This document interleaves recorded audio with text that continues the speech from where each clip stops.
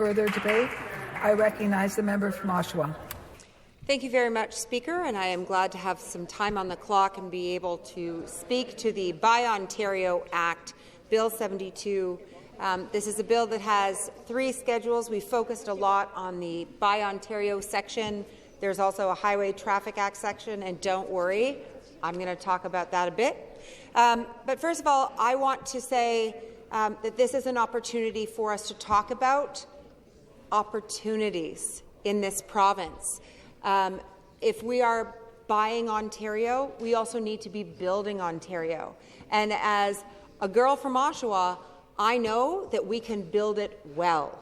I mean, people think of Oshawa and they think of automotive, but we also need to be looking at the future and not just holding on to the jobs we have, which, yes, absolutely, we have to protect those jobs, but we also should be taking this opportunity to imagine a brighter future for those workers and for the province.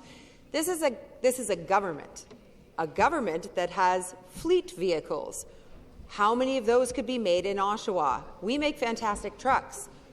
Do any of the government ministry employees drive trucks? You know, this is a chance to look at what we're doing well in the province and do it better.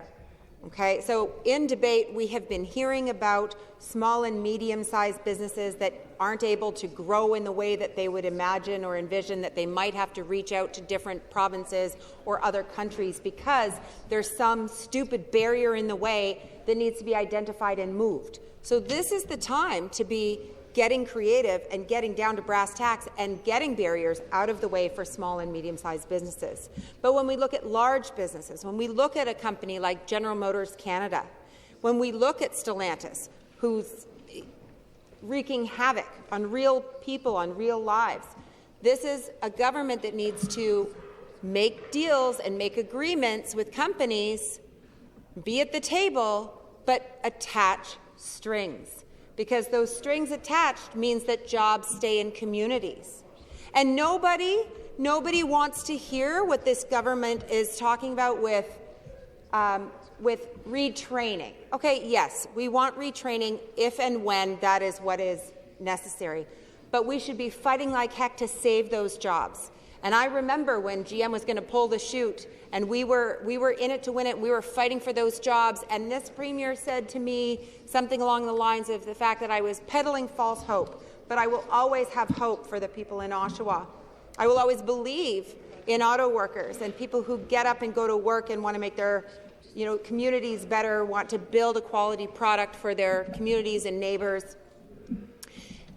Good jobs are worth fighting for, but also let's be smart and listen to small and medium-sized businesses who are saying, if only this problem was out of my way, I could sell to the province. I could get in on that procurement. I could be successful and grow from small to medium or medium to large. And that is what North America used to be about, right? That we'll say North American dream. So the government needs to see this bill, this moment, as an opportunity and not miss out. When I have meetings with companies, like I met with a gentleman about flooring, and his customers are not actually in the province of Ontario, but he builds a fantastic product, makes a fantastic product that sells around the world. And when you may recall the story not too long ago, the hospital flooring that was such a mess, right? That was not his product. But he's not able to get in on that job because somebody knows somebody went to school with somebody, and all of that procurement chain, all of those subcontractors, all of those decisions are made behind the P3 curtain. And we need to be smart about these big projects and making sure that procurement is fair, that there's some transparency, and that this government doesn't just hand it over to the P3, just let them figure it out means Ontario businesses don't have a fair kick at the can. So, Speaker, we want Made in Ontario. We want Made in Oshawa. Friendly amendment. Let's call this the Made in Oshawa Act. Maybe that can be after the recess. But let's look at manufacturers in the province, see what they're doing well, and figure out how we can help them to do it better. I met with a company when the Canadian manufacturers were here at Queen's Park having really heavy conversations with us about the realities faced by a lot of them in manufacturing. And we don't make equipment like the big, heavy machinery, like earth-moving equipment. They make it in the States, they make it elsewhere. We used to have John Deere was here, they've moved to the States. Like big, heavy machinery that we rely on for various construction projects, right? But we have the rest of that supply chain. So you picture that link in the chain of making the heavy equipment here. We don't, but we do all of the rest of that chain, the repair pieces, the parts, all of that. So that link is breaking, and the rest of the chain is going to be lost if we don't figure out how to get those large manufacturers here and to come to the province. So I'm hoping this bill is that opportunity. But, Speaker, I'm very frustrated by the fact that we don't get to have committee on this bill. This government has chosen to skip committee. And maybe they've been having really inspiring, great meetings with experts in manufacturing and folks in business. We don't get to know as opposition because they'll be happening behind closed doors. But here's the problem. I have been having those meetings. So have all of my colleagues, maybe even the third party. Like, maybe. But I'll tell you, you should be using us better, because the conversations we're having are a lot of people who come to us and they're not whistleblowers per se, although that happens too, but they will flag issues, and we want to be able to share that with the ministers. And some ministers, you guys are great, you've got great staff, we have good relationships, and others, partisan hacks who don't answer the phone. You can guess who is who. But we have great information to share that comes from industry and comes from business, and those folks want to be able to identify ways to do this better or tripwires that we need to avoid if we want to do this well. So it is a huge mistake to not have committee. Like that in and of itself, I shouldn't vote for this bill, except that I support buying Ontario and making Ontario. But you're doing this poorly. No surprise, but still disappointing.